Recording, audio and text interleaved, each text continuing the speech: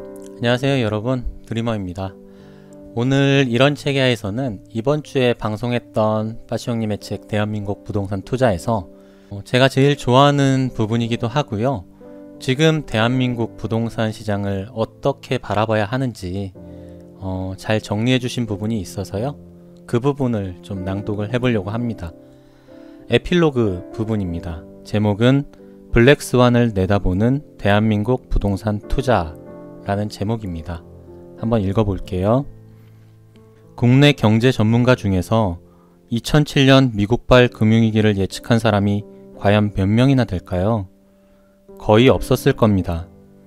적어도 공식적인 매스컴에서는 전혀 없었습니다.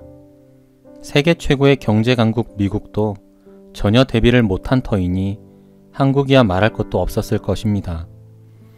2005년에서 2006년은 대한민국 역사상 최고의 부동산 호황기였습니다. 2007년을 분기점으로 부동산 침체가 시작될 거라고는 아무도 예상하지 못했습니다. 금융위기는 아무도 예상치 못한 0%에 가까운 확률의 사건이 발생한 것이었습니다.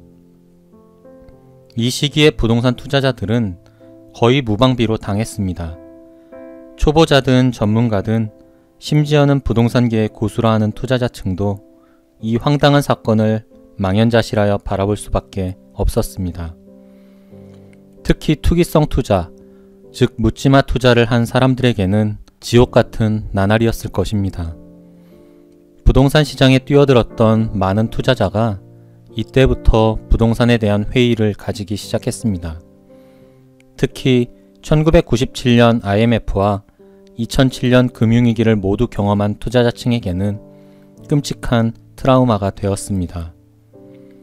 그런데 이 엄청나게 혼란스러운 시장에서도 큰 피해를 보지 않은 분들이 생각보다 많았습니다. 전문가들이 아니라, 전업 투자자들이 아니라 부동산 투자라고는 특별히 해본 적 없이 살아오신 우리 부모님 세대입니다. 투자든 투기든 전혀 모른 채 자기 집 한 채만을 가지고 평범하게 살아온 분들은 거의 피해를 보지 않았습니다. 더군다나 우리 부모님 세대는 대출도 거의 받지 않은 분들이 대부분이었습니다. 전반적인 부동산 시장의 급락 속에서도 평소처럼 그저 묵묵히 일만 하면 되는 분들이었습니다. 그런 시장의 흐름과는 무관한 안전가옥이라고 할 수 있는 자가집 한 채가 있기 때문이었습니다.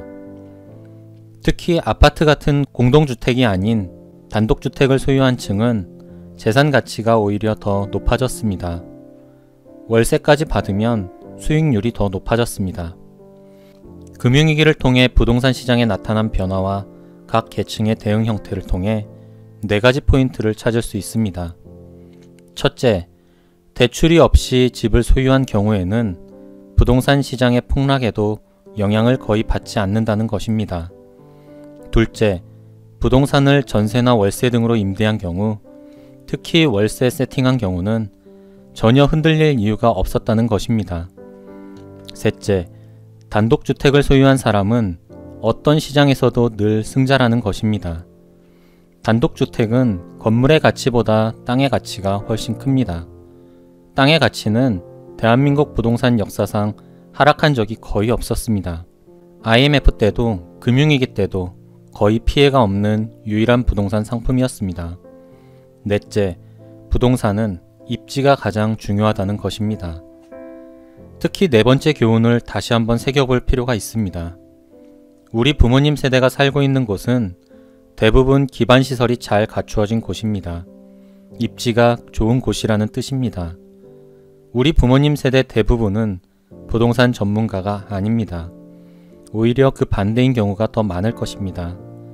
그저 하루하루의 생활에 충실했고 어떻게 하면 의식주를 제대로 해결할 수 있을까만을 고민하며 생활의 문제를 하나하나 헤치며 살아온 분들입니다. 그분들은 생활하기에 편리한 입지를 자연스럽게 선택했을 것입니다. 그 입지 위에 안전가옥을 만들어 온 것이고요. 말 그대로 리스크가 매우 낮은 투자를 해온 겁니다. 아파트는 아무리 좋은 입지라도 쉬지 않고 계속 오르지는 않습니다. 매매 가격도 전세 가격도 마찬가지입니다. 전세 시세는 앞으로도 쉬지 않고 끊임없이 오를 것이라고 많은 사람이 예상합니다. 하지만 이미 몇몇 지역에서는 오르지 않는 현상, 오히려 하락하는 현상이 나타나기 시작했습니다. 소위 역전세입니다. 부동산 시장의 블랙스완을 대비해야 합니다. 이미 몇몇 지역에서 위험 징후들이 나타나기 시작했습니다. 블랙스완을 대비하는 가장 좋은 방법은 우리 부모님 세대의 방법을 벤치마킹하는 것입니다. 첫째, 묻지마 투자는 절대 하면 안 됩니다. 아무리 이자가 싸다고 해도 무리하게 대출을 받아선 절대 안 됩니다. 자신이 투자라고 생각하는 방법이 투기는 아닌지 늘 의심해 봐야 합니다. 둘째, 실거주층이 주로 매수하는 시장이 아니라 투자자들끼리 매물을 돌리고 있는 시장은 아닌지 꼼꼼하게 체크해야 합니다.